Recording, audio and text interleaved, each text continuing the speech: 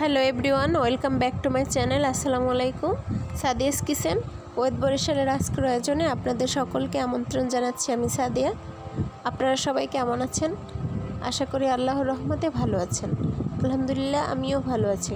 তো আজকে আপনাদেরকে আমি একটা গুরুত্বপূর্ণ টিপস শেয়ার করব, যেটা আমি ফলো করি। আমি সবসময় এভাবে মশলা সংরক্ষণ করি।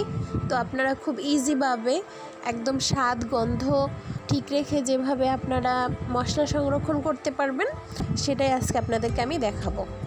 তো এখানে আমি নিয়েছি কাঁচামরিচ, পেঁয়াজ, মোটামুটি কথা যত মশলা আছে সবগুলো আপনারা বেটে একটা বাটার ভিতরে কিভাবে আপনারা সংরক্ষণ করবেন।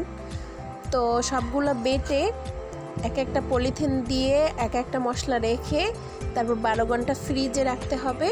তো ফ্রিজে আমি রেখেছিলাম, রাখার পরে বের করে নিয়েছি।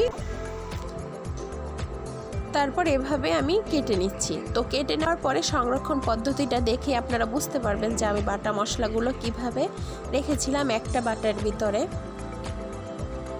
তো এগুলো কিন্তু আমি পেঁয়াজ রেখেছি, পেঁয়াজটা শক্ত হয়ে গেছে। পেঁয়াজটা রেখে একটা পলিথিন বিছিয়ে দিয়েছি আর একটা মশলা রাখার জন্য। তো আপনারা সিলগুলো খুলতে দেখেই বুঝতে পারছেন যে আমি মশলাগুলো কিভাবে বেটে রেখেছিলাম। এক একটা পলিথিনে মুড়িয়ে একটা বাটার ভিতরেই রেখেছি। তো এখন আমি এখানে নিয়েছি কিন্তু জিরা, আর এই সাইডে হচ্ছে রসুন। বাম সাইডে রসুনটা কিন্তু আমার কম, যার কারণে পাতলা হয়েছে।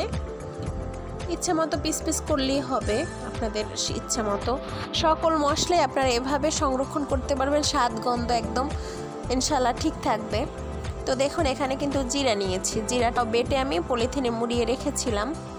এবার আমি পিস পিস করে কেটে নেব, যেন কম বেশি লাগে। যা দেখা যায় যে আমার অল্প মশলা দরকার, তখন কিন্তু মশলাটা বাটা সম্ভব হয় না, বা ব্লেন্ডার গ্রাইন্ডারে দিয়ে ফিনিশ করা যায় না।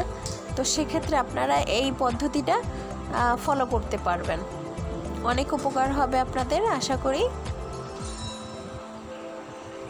এই যে দেখুন এভাবেই আমি পলিথিন মুড়িয়ে রেখেছিলাম চ্যাপটা করে।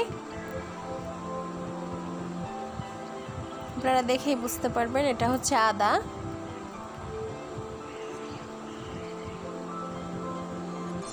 তো সবগুলো আপনারা এভাবে ইনশাল্লাহ সংরক্ষণ করবেন। আর চেষ্টায় আছি ইনশাল্লাহ। অনেকে দেখা যায় যে বাস্তবে করে এক কাজ, কিন্তু ইউটিউবে ভুল তথ্য দেখায়, যার কারণে দেখা যায় যে পারফেক্ট হয় না। কিন্তু ইনশাল্লাহ আমি আপনাদেরকে সঠিক তথ্য দেখানোর চেষ্টা করব ইনশাল্লাহ। তো যদি আমার ভিডিওটি ভালো লেগে থাকে তাহলে আমার চ্যানেলটি সাবস্ক্রাইব করে দিন, পাশে থাকা বেল বাটনটি বাজিয়ে দিন, যাতে এভাবে নিত্য নতুন টিপস পেতে পারেন। সবাই ভালো থাকুন।